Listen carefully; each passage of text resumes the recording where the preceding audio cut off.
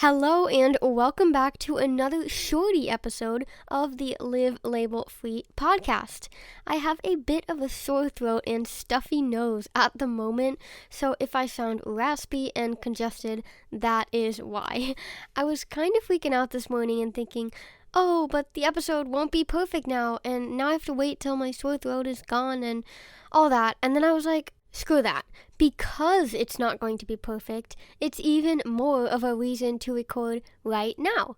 So here we are with another episode in which you'll learn how to tell whether a behavior is stemming from the autism or from the eating disorder. But before we get into that, I want to give you something, and that is my free audio training, 3 Steps to Recovery from an Eating Disorder as an Autistic Person. As someone who was diagnosed with an eating disorder at 11 years old and spent almost my entire life in and out of treatment without success, I know firsthand how hopeless the recovery process can feel. It wasn't until I discovered that I am autistic at the age of 20, so nearly a decade after being diagnosed with an eating disorder, that my entire life, including why past treatments had failed, made sense. I was finally allowed to be my full self with all my sensitivities and all my preferences without it being tied to an eating disorder. Yes, I do enjoy eating with certain utensils, having my food be a certain temperature, and knowing what's on the menu before going out to a restaurant. For years, I was told that these were all quote-unquote eating disorder behaviors, and so, for years, I tried to fight these behaviors. But can you guess what happened? The more I tried to fight the very thing that was actually the underlying reason I got an eating disorder in the first place, being autistic, the more I clung to my eating disorder.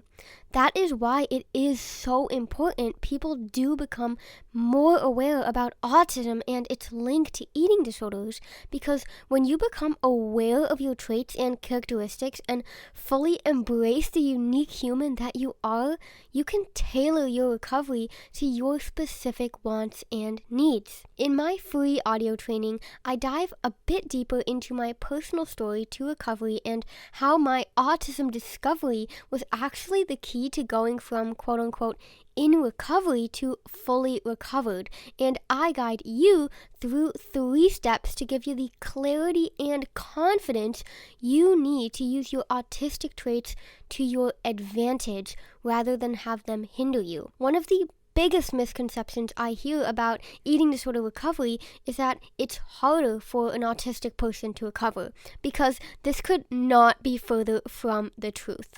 Full recovery from an eating disorder will simply look different for an autistic person, and that's because our brains are different. But that's also the very thing that makes you beautiful and that makes you unique, just like your life will be when you are fully recovered.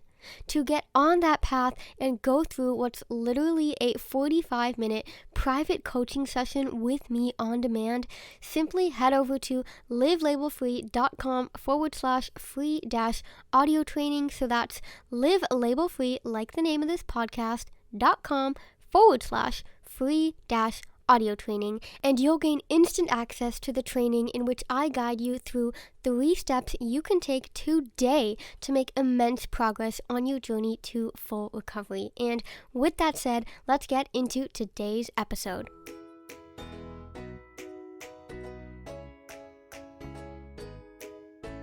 Welcome to Live Label Free, the podcast, where we talk about all things eating disorder recovery, autism, entrepreneurship, and so much more. I'm your host, Livia, and my mission is to inspire individuals from across the globe to live a life in which they feel fulfilled and free from limiting labels. I am so excited to have you here and cannot wait to dive into the episode. So when it comes to recovery from an eating disorder as an autistic person, how can you tell if a specific behavior is coming from the eating disorder or is simply an autistic trait? This can be really tricky because, like I mentioned a bit earlier, eating disorder behaviors are often rooted in autistic traits. To give some examples, Is eating the same foods every day an autistic desire for sameness, or is it the eating disorder's way to restrict? Does difficulty with weight gain reflect autistic difficulty with change, or is it rooted in the eating disorder's fear of fatness? Is looking at the menu before going to a restaurant an autistic way to reduce overwhelm, or is it a way for the eating disorder to plan the quote-unquote healthiest option? Obviously, these are only a mere 3 examples of so many quote-unquote ED behaviors that could just as well be autistic traits. And I'm actually super excited because I do have an episode coming up in which I'll be sharing 13 eating disorder behaviors that are actually autistic traits. And if you're wondering why 13, I'm going to reveal that in the upcoming episode because it's going to be a special bonus episode. So definitely subscribe wherever you are wherever you are watching or listening to be the first to hear about that.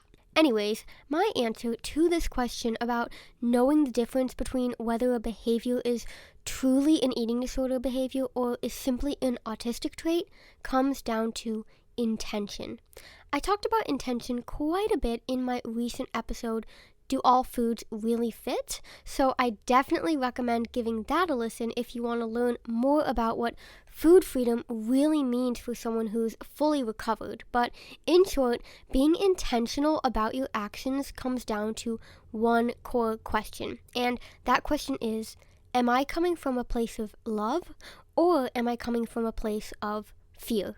When we are coming from a place of love for ourselves, it usually aligns with our autistic preferences. So, in the restaurant example, if you know that looking at the menu will reduce your overwhelm and will actually make it easier to challenge yourself so that you can plan a challenge meal ahead of time, you're coming from a place of love because you can practice something you want to get better at.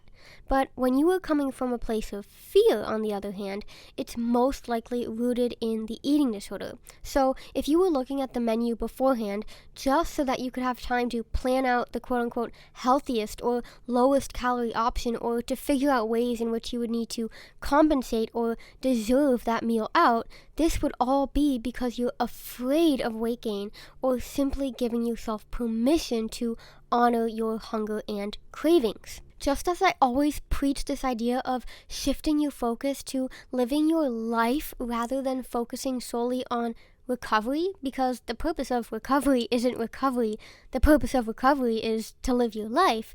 In the case of differentiating between your autism and your eating disorder, it is so much more constructive to be proactive in your intentions rather than reactive in where something is coming from. So if you are being really intentional with your actions in the sense that they are in alignment with the life you want to live, you will naturally start coming from a place of love and you will begin to embrace your full self. It's when we come from a place of fear and restriction because we don't trust or don't believe our dream life is possible for us that we take actions that are not in alignment with the life we want to live. It's these actions that are governed by the eating disorder, meaning you're no longer the intentional one behind the steering wheel. And that's exactly how I want to leave you today, is by saying that you are the driver of your own life, the creator of your own reality, and you always get to choose to take the wheel and steer your car in whatever direction you want it to go. Sometimes you'll take a wrong turn, and sometimes you'll get lost, and sometimes you'll need to take a break and stop for gas and give the car a rest. But the thing is, at every single moment, you are in charge.